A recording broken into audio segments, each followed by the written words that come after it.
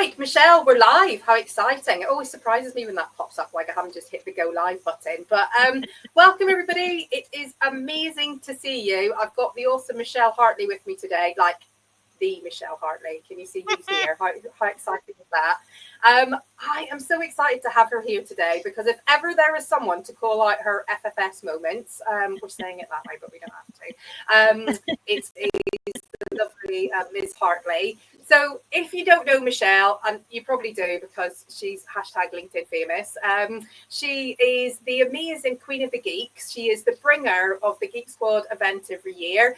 And honestly, she is just like the queen of empowering people and supporting them to bring their best to work. Her HRBP program is the thing that I hear people talk about so much on things. I think, and she's someone that I love and respect so much because I just see her give so much to everybody around her. It's just like a genuine pleasure to see the light that she brings into the world. So another fangirl day for me today. I couldn't help myself. I want to invite all of my faves onto this session. Anything you want to say about yourself, Michelle, or have I said it all? What do you think? Oh my God, what an amazing introduction. I want to cry. Thanks very much. My intro to myself was, I'm the one that dicks about on LinkedIn. Like, that's an amazing introduction, way better than mine. Yeah, well, I inferred that, didn't I? But, you know, why not? Dick's about with purpose, I think. I don't know anybody better at dick about than you, quite frankly. And I feel quite privileged to have made it into the bin. Was that last week or maybe the week before? Yes, the week before, yes. Rants. That was very good. Absolutely. You are officially an influencer. Whoop, whoop. Woo-hoo. A goal completed. We've just been talking about our life goals, haven't we? Which included donkeys and llamas before we came on today. So that's the next one, but we'll go from there. So I'm definitely in terms of the session today. Oh yeah, right. Okay, let's do it. I'm definitely a baby cow that wants to cuddle me in a weird way. One of the ones that you can like blow dry and they're all fluffy. That's what we need. Oh my God! Yes, right. Okay. Look, I know you had an FFS moment, but let's just talk about miniature animals, shall we? That have got emotional wounds that they want me to heal for them because that's what I'm here for. Yeah. Although that does sound like our work as well to some extent. I think support people through the trauma. Yeah, it's the same. So talk to me about kind of your experiences and kind of your FFS moment. What is it that you want to chat about today? Oh, well, I had, as you may have guessed, I had numerous FFS moments, but I went with the one that made me the most angry because I was like, who will enjoy my rage, Paula? So I've gone with the one that gave me the most rage. So I was in-house as an HR business partner, and my boss at the time got fired. So I was covering her role, looking after the team and not having my role backfilled. And I think I did it for like more than 6 months. I reckon it might have even been 8 months. So I was really, really like working super hard. I interviewed for the job but didn't get it. They gave the job to a man. This is rage point A man. Rage point B is that he had 0 experience. That's rage point B. And rage point C is he had no HR qualifications. And then I basically had to spend the time educating him on how to be an HR person in a manufacturing facility. And it made me fucking rage. But it did also make me realise that I needed to escape that role and that organisation because it was toxic AF. And I was better than I'd appreciated that I was, because actually if I'm able to teach this person who's got the role above me for some reason that I can't fathom, then I must be better than I think I am. And it also made me think that I had a massive like epiphany moment about my personal brand, because I had this personal brand that I was really strongly passionate about, but actually I wasn't sharing it and other people couldn't see it. So I think that was probably part of the reason why I didn't get the job, was I wasn't kind of promoting myself outwardly as much as I was inwardly to myself. And the best part about this whole FFS moment is I went on then from there to get my HRD job and literally pissed all over his chips. So that was amazing.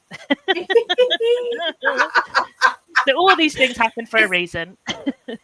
Yeah, but isn't it a lovely topic to bring to this conversation? Because I think what you reflect is where a lot of people sit within their roles. I guess 2 things that I'm hearing there: that challenge of being managed by someone who doesn't know HR in the way that you do. And Jesus, is that a problem the world over in terms of how many finance directors own resources and you're trying to manage that fight? That's a huge challenge that I think a lot of people face. But I think that other challenge that is huge within HR is that I think a lot of us do it because we want to do a good job, not because we want to get credit for it. So loads of us are kind of heads down, good job, get what's done, and hopefully somebody will notice. And inevitably, people, even if they do notice, they just get used to taking advantage of it, and they don't really give us the credit, or it doesn't give us the impact and the results that it should do. So where do we start to solve those problems or help people who are dealing with those respond to that? Which one do you want to take first? Oh man, there's so many to go at. I feel like in HR, I feel like there's this I don't even know what I'd call it. Like we all like do that heads down lead from the back thing, and actually I think we've all got to start thinking about our own PR, which sounds like a really wanky term, doesn't it? But we've got to do better at like Yeah. talking about how amazing we are. And I do some of this in my program. I know you're a bit like that in yours as well. But like, I just think there needs to be some way that we can find a way to be like, do you know what? I am flipping brilliant at this. Here's what I've done. Here's the impact I've made. And this is why I'm brilliant. Like, we just don't do enough of it. And I'm sick of it. I'm just sick of it as HR people. No. Like, we've got to do better. Yeah, and I think a lot of the time we get a voice, don't we? Like, it's that enablement role. Our job is to deliver results through other people. Yes. But I think often the contract of getting in the room is we make other people look good rather than making ourselves look good by making other people look good. So our job is, the way we get our seat at the table is by being quiet, being helpful, fueling whoever it is that is taking the credit to do what's needed. And I think we need to give ourselves permission to kind of stand in the light sometimes, really. Yeah. Totally that. And that's a huge thing, right? And I think you're right. We're like socialized into being the people at the back that do all the work but actually don't take any of the credit. And I'm sick of it. Like, if I'm going to start an HR revolution, that's where I'm starting. Oh my God, yeah, absolutely. Like partnership rather than servitude. Like so many people that I meet are put in that service role, and it's like, actually, you're an advisor, you're a partner, you're a critical enabler, and that's just like the bloody swagger of being that. Because like, we're critical. We need to stop apologizing for being the woman in HR, and we need to start actually showing up as the critical strategic advisor we are, for sure. Yes. Yeah, no, yes, totally 100%. What's your tips then for people who are feeling stuck in that service role? What's the first couple of steps they can take, do you think? I think that you can easily, if you gift yourself like even an hour in a day to really think about the things that you've done and what you've achieved and what results you've managed to get from it, that will be enough. And with my team, I used to get them to do, I can't remember what I got them to call it anymore, like a development record type thing, but we'd have like all of their wins on there, all of the things they've done and all of the impact. And we'd go through that as part of their one-to-one. And I want to have that like show off moment. So I think there's something about spend an hour capturing what you've done, how you've done it, the impact you've had, and just do that every week as like a ritual every week. And it will start to then come, because when you then take that to your wanky annual appraisal, you've then got probably 15 pages of stuff that you've done that's absolutely epic. And I think that's the way to start, is start finding, like, you know what I'm like about my mini 1%ers, but all the little things that you've done that have really impacted someone's life, the business, the organization, how we work, all of that is what we need to start capturing. So for me, I think starting with your 1% wins and then the things that you've done that have really made an impact, just write them down. That will start you off so well, and you'll realize how flipping awesome you are. Then you won't be able to stop shouting about it, because you've literally got pages and pages of wonderful stuff that you've done. Yeah, totally. I suppose one of the big ones for me that we talk about in our world is that bit around the conscious recontract. I think you're absolutely right. You need to know your value first, don't you? So you can promote it to others. I think sometimes it takes a reset in your system. So the system's got so used to you sitting in that kind of back of house role that if you try and be something else, it'll try and back you back to it. And I think you've sometimes got to have that really conscious conversation about how much more useful and impactful and beneficial you can be to the business if you can step into the light a bit more. So, you know, sometimes it's about the career conversation, and I bloody deserve this, so I need you, my boss, to stop taking all the effing credit and help me shine around this. If you don't have the sort of relationship where you can do that, or they'll panic, I think there's also a bit around just saying, look, if we want this function to deliver what's needed, then this is what we need to do. This is how we need the rest of the business to see it, to get it to take it seriously and have the influence that's required. So I think there's a couple of different angles to this, isn't there? But that bit around stepping back and actually recognizing the value that you bring when you're in the day-to-day wars is bloody huge, isn't it? Massive. And I love the conscious recontract thing. I think that's a really great way of phrasing it, because I think for me, that was what happened after I burned out, is I was like, whoa, hang on a minute. this isn't how I want to carry on. And it literally changed how I worked, who I worked with, how I operated, because I suddenly realized actually all this stuff that I was doing, all these nice to have bits on the side, or, that extra 10% on every single thing that I did, after burning out and realizing that my energy was so precious, I was like, shit, okay, now's the time to start really thinking about this and start thinking about where my energy is going to go and what impact it's going to have. So yeah, I love that. Conscious recontracting for the win. Well, and that process really shows you, doesn't it, how a lot of the time we think we're stuck in a dynamic, other people are acting in a way, but actually our behaviour is really reinforcing that dynamic or creating that dynamic. So if we've succeeded in our career to this point by being in service and being helpful and being behind, then that's how we naturally approach things. And people are like, oh, cool, okay, you stay there and I'll take the credit. It's like a really unconscious dynamic that we can be reinforcing as much as someone else can. So the conversation to reset isn't always as challenging as we think it's going to be, and it keeps us honest, I think, as well. Yeah, totally. And I think it's the thing about redoing that as well, isn't it? Like, yep, have your conscious recontracting moment, but do it regularly, because things will slip and slide, or people will expect something different from you, or it's almost like conscious recontracting plus a little bit of a conscious audit about, am I really being true to myself? Is this going to benefit me to get to the big goal, or am I just dicking about doing the same thing that I've always done? Like, so there's definitely something in that. I like that a lot. It's really good.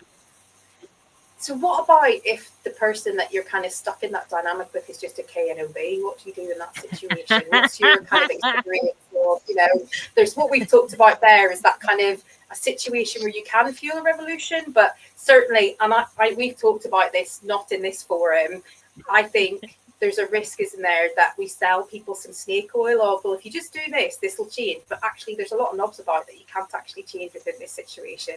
And maybe there's some other stuff that you need to do in that situation. So what's your thoughts where maybe you've tried that stuff and it isn't working? What next? What would you advise people to do? Yeah, and as someone who has worked with a lot of knobs, just to be very clear, I've got many, many, many stories and experiences to share. I think part of it is like, I worked with a significant volume of dickheads. Like, they're like Jeremy Clarkson on speed. Like, they were the most ridiculous people I've ever met. And for me, there was something about, like, actually, you don't get the 110% Michelle service, because if you're not giving me the basic levels of respect for what I do in my profession, then actually you're going to get 70% Michelle, and you'll feel that because I'm normally giving everybody 125. And actually, that was a real, like, almost like a soothing moment for me, as I was like, oh my God, hang on a minute. Not everybody deserves 125% Michelle. And then it kind of made it a lot easier. So actually, suddenly those knobs were realizing, oh, why have I only got this, but this person's got this? Or why is this getting done quicker? That kind of stuff. So thinking about where you're spending your energy. And then I also think there's something around, if you can, talking to that knob and saying, like, what legacy are you leaving behind with this behavior? And that has been a real powerful move for me. I've done it in a couple of jobs where it was like that awful, like, oh, I want to tear my face off moment, but I'm going to say it anyway. And both times it had some really, really interesting impacts, because all of a sudden you can see them going, oh yeah, what am I doing with it? And suddenly it makes them, like, think differently. So I always go for, like, the legacy conversation, because what do you think you're leaving me with here? Yeah, well, and what I love most about that is just what I think you bring into the world, which is that sense of just own your space and have the honest conversation about the impact that you're having on me. So rather than me going, oh God, you're a knob and I just have to absorb it, actually just having that honest conversation that's saying to someone, this is the impact that your behavior is having on me and other people around you. Is that your choice or is it not? God, that is such a power move, isn't it? In terms of really showing people you value yourself. Yeah, love it. Yeah, absolutely love it. I would expect no less. I absolutely love that. But it's great because it puts all the reflection back on them, and it's like, interesting. I like it. Yeah, and it's not your problem, is it? Their behaviour is not your problem; it's their problem. That's that's absolutely what you're hammering home, which is beautiful for sure. Like I think we own. Like particularly I see it so much with the HR leaders that I work with, we just take so much responsibility for the other shit that is going, it's not our shit, but yet we are trying to manage the impact, buffer it, and no wonder, and I don't mean this in a blaming way at all. I think we've been conditioned to take responsibility for it, and it's one of the reasons that as a profession so many people are poorly, because the world of work is broken. And it's not our job to fix it. It's our job Yes. to support organisations and leaders to fix it. But we can't own all of the shit that people throw at us. We just can't. If we do, we'll kill ourselves. Yeah, completely. Yeah, and I think we do that. And I remember even in so I used to do youth work as part-time job on the side, and even in youth work, I was like, I want to work in the most underprivileged areas. I want to work with the most challenging young people. I want to be able to make a real change. And I used to do the same in my job. I'd be like, oh, your culture's completely broken. Brilliant, I'll come and help you fix it. And it's just stupid. Excuse the cat. Yeah, it's just ridiculous, isn't it? Why do we do it to ourselves? It's annoying. Yeah. But, I don't know, I'm probably similar to yourself. I don't work in culture where you're trying to put in the next bit of extreme engagement or adopting self-management teams and things that are already working. I like working in the businesses where things are really tricky and the like, because it's interesting. All right, busy cat. Oh my God, that's gorgeous. You want to come and live on my recipe? Oh, bless her. But I think that, that's a piece of self-awareness, isn't it? That if you lean in and you like those challenges, etc., then there's a risk that you can expose yourself within that and give more than you have to give, which is it's tricky, isn't it? Really tricky. Exactly. Cool. So we're running over because I could talk to you all day. What's the last thing you want to leave people with on this conversation? So if you were talking to yourself, stuck in that moment all those years ago, what's the one thing that you would have needed to hear to help you to move to where you did? Or do you know what? I feel like I'm going to say a generic one, but it fits so many things. Like you have permission. And I think that's things like permission to rest, permission to be awesome, permission to be able to be yourself, like all of those things. So I think if I was going back to little Michelle of 10 years ago, it would be you've got all the permission you need to do all the things that you want. So that's a biggie for me, I think.